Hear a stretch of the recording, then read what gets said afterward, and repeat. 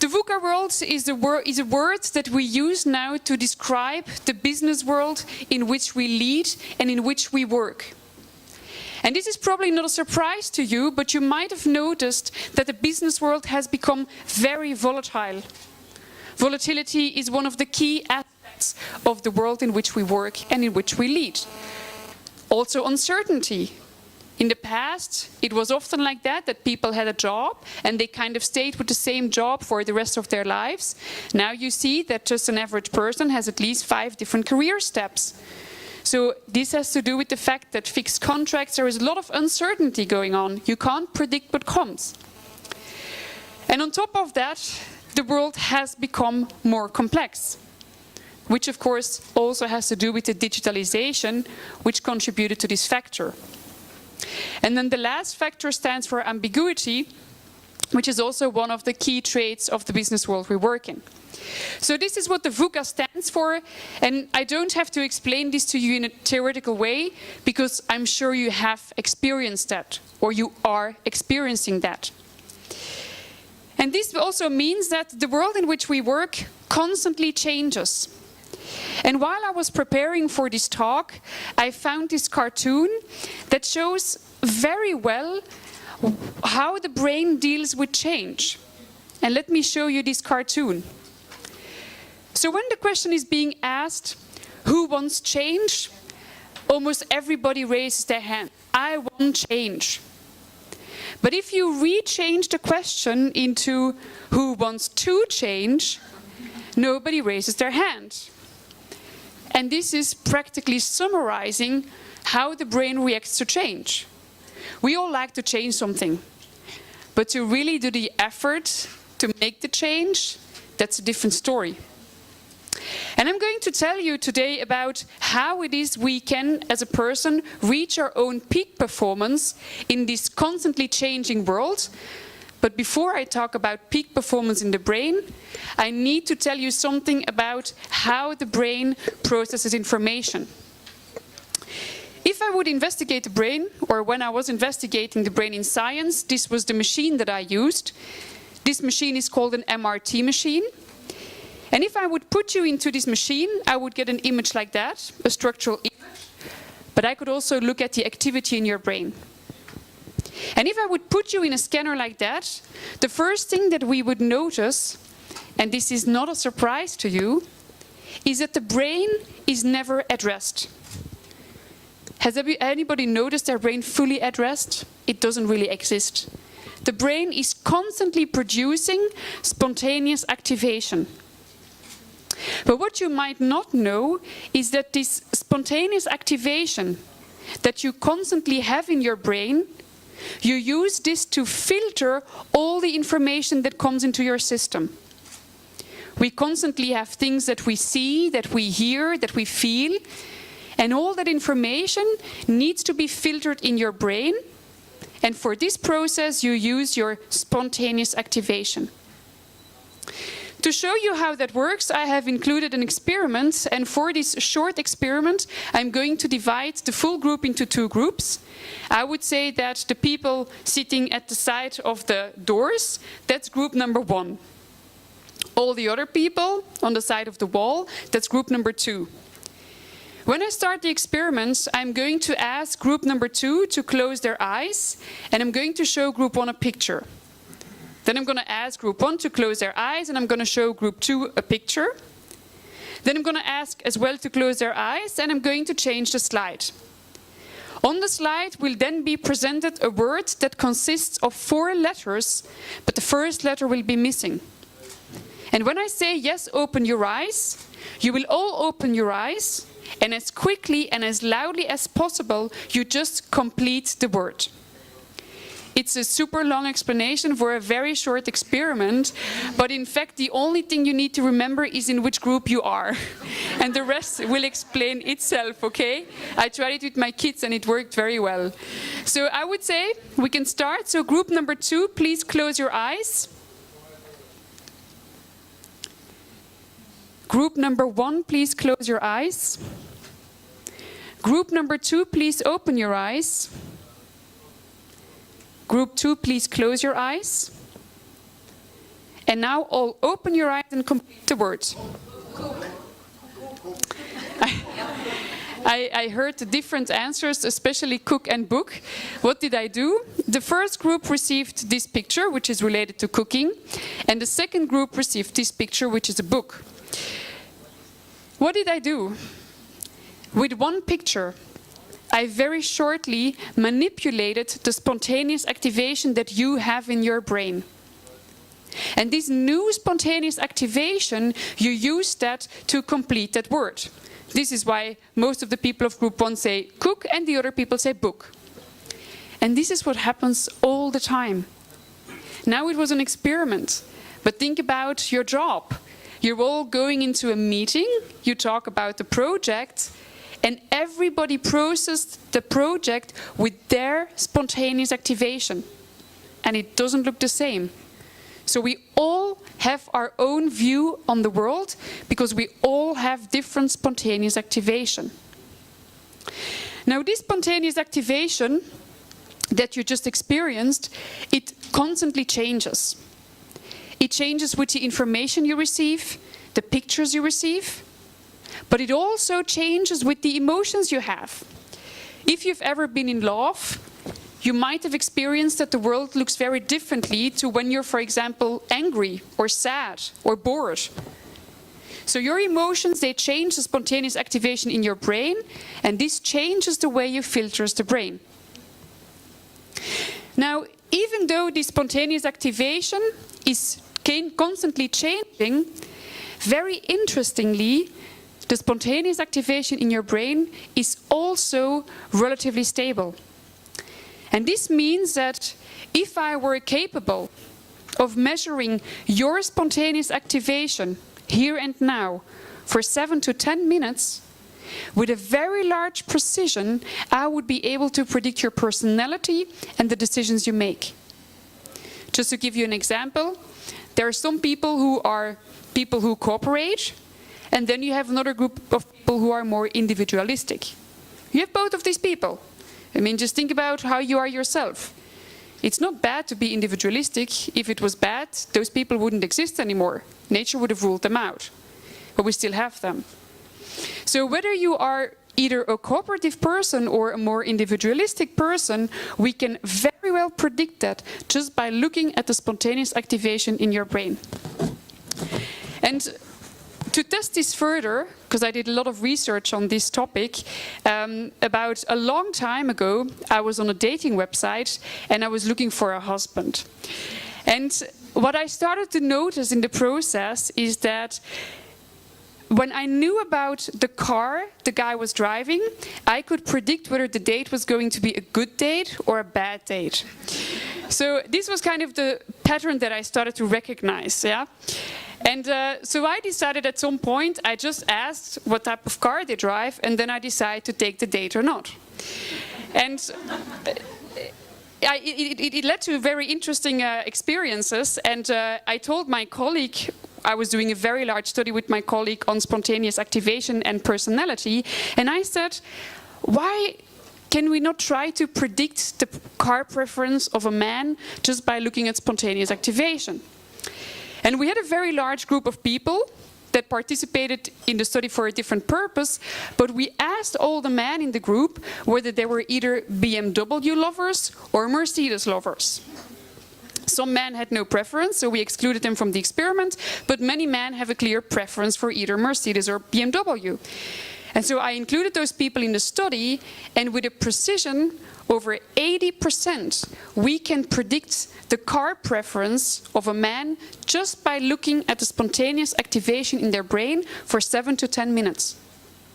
So it's not just decisions or it's not just personality traits, but it's also your marketing preferences that are in your brain represented by spontaneous activation. Now this spontaneous activation, and then I will move to performance, but this spontaneous activation in your brain is organized in networks. You have to imagine that your brain has a lot of spontaneous activation that is organized in networks. And one of those networks is called the default mode network.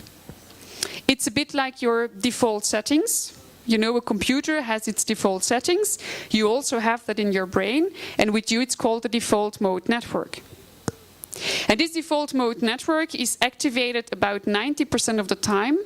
It's very likely that it's activated with you right now. And if I would leave the room now and somebody asks all of you, what did she talk about? You will all give a different answer. Because you are filtering the information you hear with your default mode network and you give it your own meaning. And this default mode network, as I say, is very dominantly activated and it constantly produces your thoughts. And this is why some people also call it, it's the monkey in your mind. You might have noticed this voice in your mind.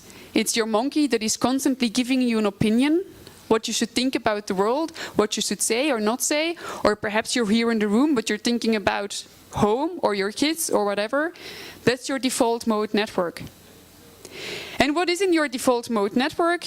Well, these are your thoughts, these are the values you have, the ideas, your personality. This is all part of your default mode network. And let me give you an example of how this network works. Let's say that I have a couple with me and I asked the husband and the wife, both of them separately, what it is that what definition they have of love. So let's say that I asked the woman, what's your definition of love? She might say something like, love for me means that if my husband comes home, he listens to me, he hugs me, and he just takes care for me. Because what did she do? She just consulted her default mode network, she searched for the definition of love, and she just told me the definition of love. Then I asked the husband, what does love mean to you? And what does he do? He consults his default mode network, searches for the definition of love, and he might say something like, love for me means that I provide security for my family. Now you can see that if those two people have different expectations and definitions that are not talked about, they might end up fighting about this. And who is right and who is wrong? We're all right in our default mode network. It just looks very different in all of us. Because each default mode network is absolutely unique. So to summarize, what I told you up to now is that we have a lot of input that is coming into our system. It is being filtered by the default mode network especially. And this filtering process is influencing the way I think, and the way I behave, the way I feel. But now I want to talk about performance. But why did I give this introduction? Well, because if you want to understand how your brain can reach a peak performance, you need to understand what the default mode network is. So you can forget everything I said at this moment. The only thing you need to remember is the default mode network, your default settings, okay? Now, going up to what performance means or what thriving means in a VUCA world, first of all, let me give you the definition of what performance is. The performance that you bring stands for the potential that you have minus your interferences. What is the potential that you have? These are your skills, your talents, your expertise, your know-how. And we all have potential. But many situations cause internal interferences that block us in our potential. Think about a bottle, think about a ping pong ball. We can hit the ball, but somehow the situation created internal interferences and all of a sudden I couldn't hit the ball anymore. Perhaps a different example. Let's say that you are very good at singing, you have a very large potential to sing, and when you're at home, you're in the shower on your own, and you're singing, you bring your absolutely best performance. But then, here and now, I would ask you to come to the front and say, okay, you can say you sing well, sing for us. What will happen? Well, it's very likely that you will not bring your best performance. And why is that? Yes, exactly. All of a sudden, this entire situation, when in your shower, you're alone, here you have the people, and all of a sudden, your brain creates nervousness, anxiety, insecurity. Fear, indeed. And all of a sudden, these are internal interferences that block you in your potential. The same example for saying no. Is there anybody in the room who cannot pronounce the word no? No, not always. But you have the potential. You have the potential to say no. But in many situations, all of a sudden, we create these large internal interferences that block us in our potential to pronounce this two-letter word. So what do we need? This was a question that I asked myself in science. What do I need to reduce those internal interferences? And what we need there is a capacity that is called self-regulation.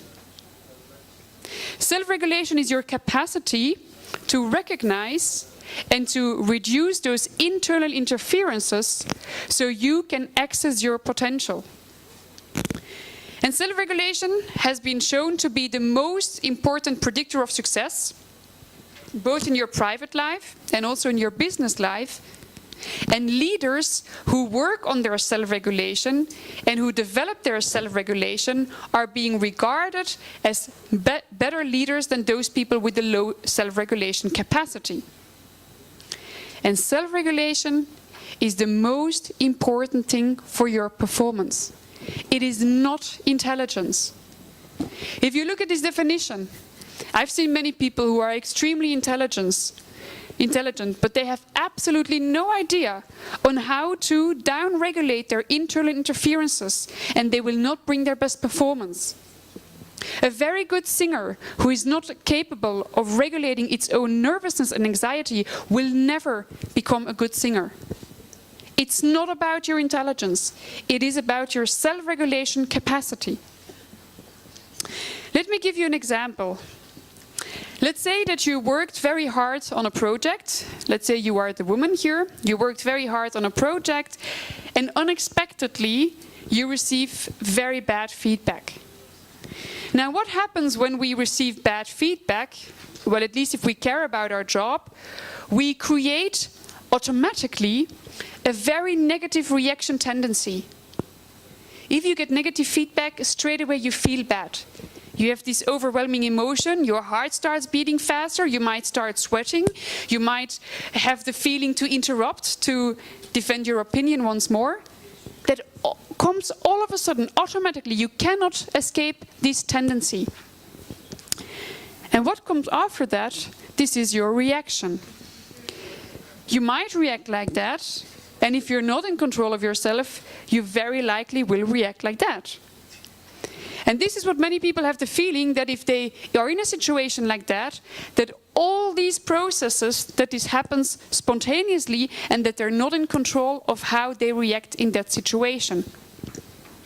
So where does self-regulation kick in? Self-regulation allows you to recognize and regulate this reaction tendency so that you can choose the reaction you display.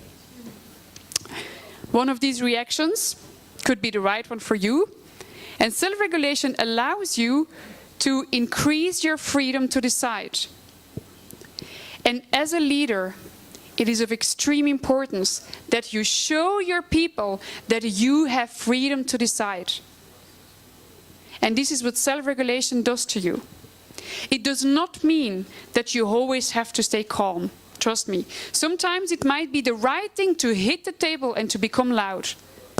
But it should be a conscious behavior that you've chosen and not because you are losing control. This is self-regulation.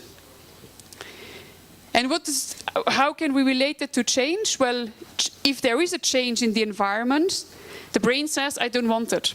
In general, the brain doesn't like the change. This is your reaction tendency. And self-regulation allows you to regulate this reaction tendency so you can react in an agile way. That you can choose the way you go, the way you behave. Now the open question we have here is, how can we improve our self-regulation capacity? And this is what I investigated during my time as a neuroscientist, and let us have a look at what the brain says about that. About 90% of our internal interferences that block us in our potential are being caused by too much activation in one particular brain region. And this brain region is called the amygdala. Amygdala. These is very small brain regions. We have two of them on the left side and on the right side. And this part of the brain is evolutionary spoken a very old part of the brain. We've always had it because it's part of our survival system. And it's very, very quickly activated. If you receive negative feedback from your boss, the amygdala will straight away be activated and you will feel bad. That's the amygdala at work, right? You will feel stress, you will become emotional, and this entire stress reaction can be very destructive for your performance.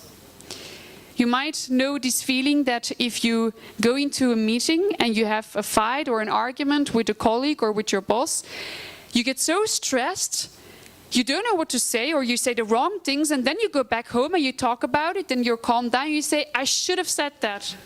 That would have been the right reaction. The reason why you can't think of good arguments in this fight is because the amygdala is overactivated and they block another part of the brain that we need to find good arguments.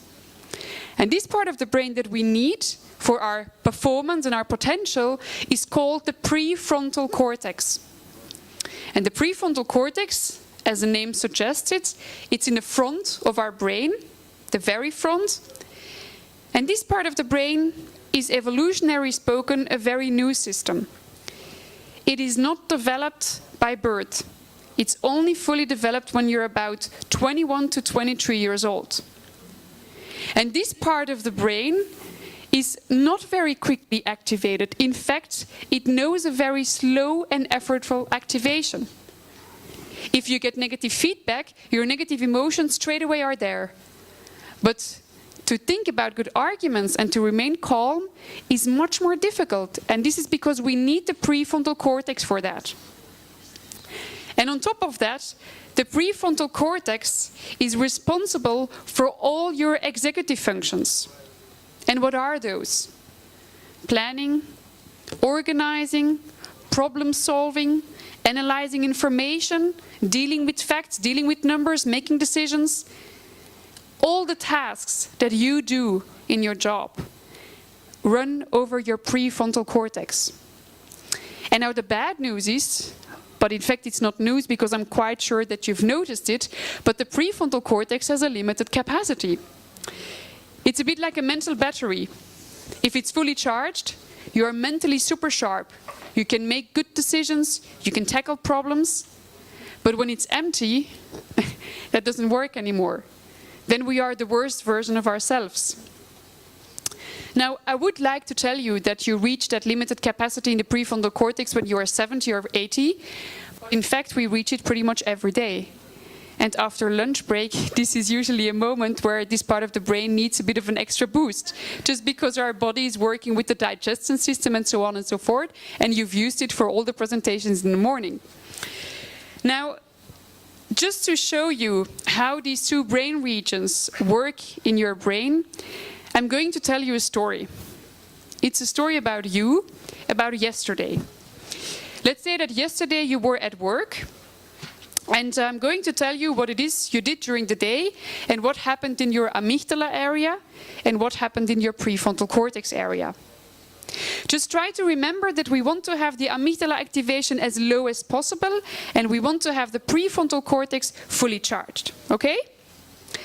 So let's say that when you woke up yesterday morning, you hadn't slept enough. And when we don't sleep enough, the prefrontal cortex, from a biological point of view, is not fully charged. You might have noticed that thinking hard when you haven't slept enough is difficult. Well, this is because the prefrontal cortex straight away pays a price for not having slept enough. But you wake up, you have 2 children, 2 girls. The youngest girl is 2 years old, the other girl is 5 years old, and it's raining outside. It's really badly raining outside. But your youngest child, your youngest daughter, 2 years old, she absolutely wants to put on a summer dress. And your daughter, she's like you, she's not going to give in. So what do? At that moment, you are still an okay version of yourself, so you will negotiate with your child. And it takes sometimes a lot of time. And this negotiation with young children use quite a lot of prefrontal cortex capacity. Then you're stuck in the traffic, you come to work, and I don't have to tell you what it is you do in work, but let me summarize it as follows. You use your prefrontal cortex like crazy. And then we have the complexity. We have plans that change. We have the negative feedback that might come. We might have a team that does not want to cooperate. We have all that happening if the day runs bad, and this is requiring a lot of prefrontal cortex capacity, and your amygdala is getting free play. But at the end of the day, we get home. And when we get home, usually after a day like that, this is our state. Our amygdala has full free play, and our prefrontal cortex is pretty much empty. And let me tell you a secret, this is not just happening to you. This is happening to your wife, to your husband, and to your children. And children, as I mentioned, they also have a prefrontal cortex, but it's super tiny and super quickly empty. Yeah? So if you have children and you have noticed that their prefrontal cortex is empty, what do children do, at least mine? They will start fighting.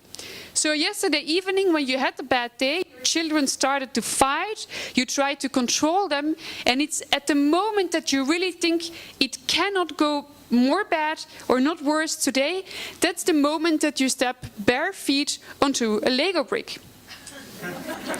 Have you already stepped onto a Lego brick, bare feet? It's very painful, right? And after a day like that, it's even more painful. And it has nothing to do with the Lego brick, it has everything to do with the state of your brain.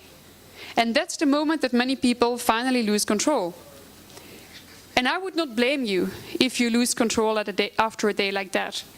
Because after a day like that, naturally, our amygdala is too active and our prefrontal cortex is depleted. And this state is what we call depletion. And what's in our brain at the state of depletion? Well, you might have guessed from my story already, but if we are depleted, our amygdala is overactive, prefrontal cortex is empty, and the connection between those two areas has become dysfunctional. You are the worst version of yourself.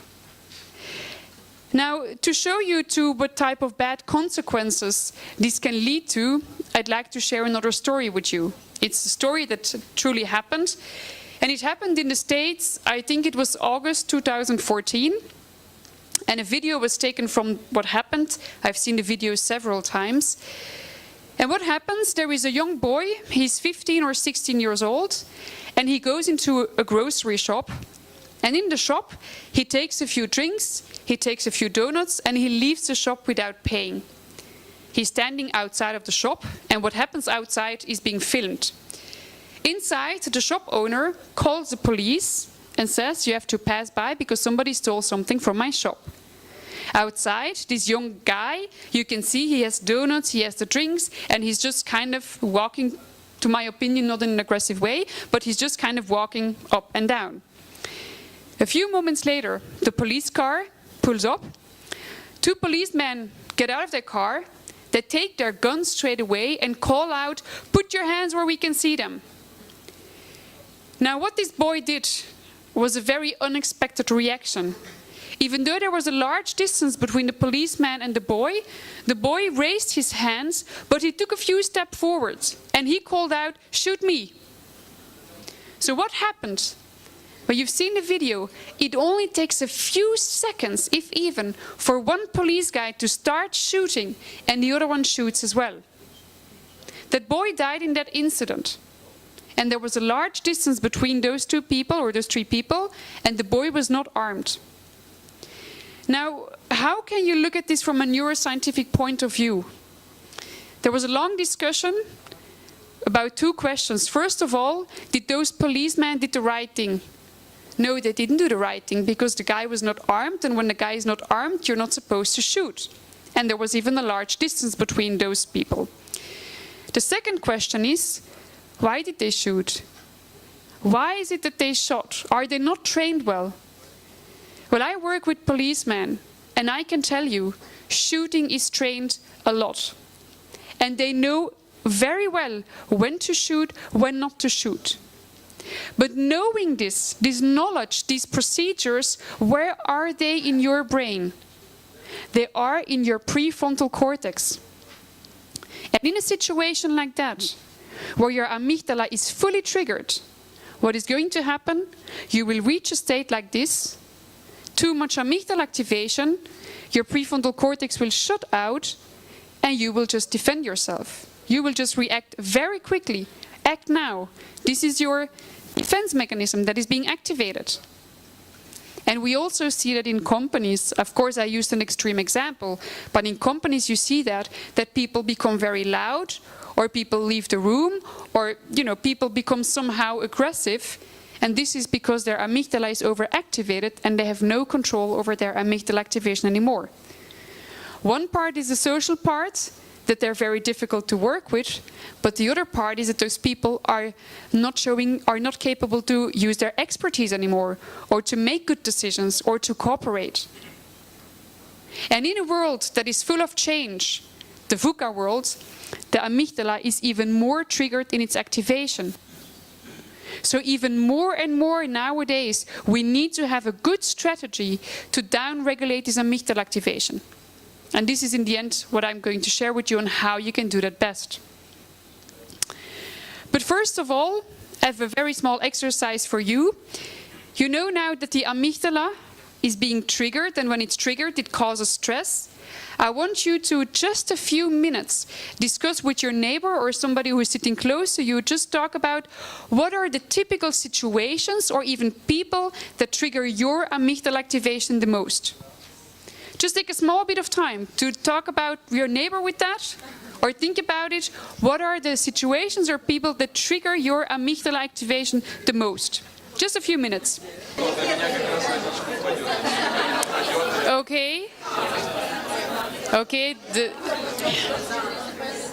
the fact that you are still talking, do I assume that there's... For those who are still talking, do I assume that there's quite a lot of factors that trigger your amygdala? Yeah? Is there somebody in the room? Is there somebody in the room who was not able to find a trigger of amygdala activation? I think we all have them, right? Just perhaps one or two factors. Can somebody shout something? What's the main trigger of your amygdala? Traffic, very good one. Yes, what else?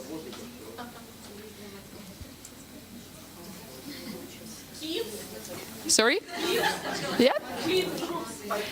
Yeah, kids, yeah, sure, yeah.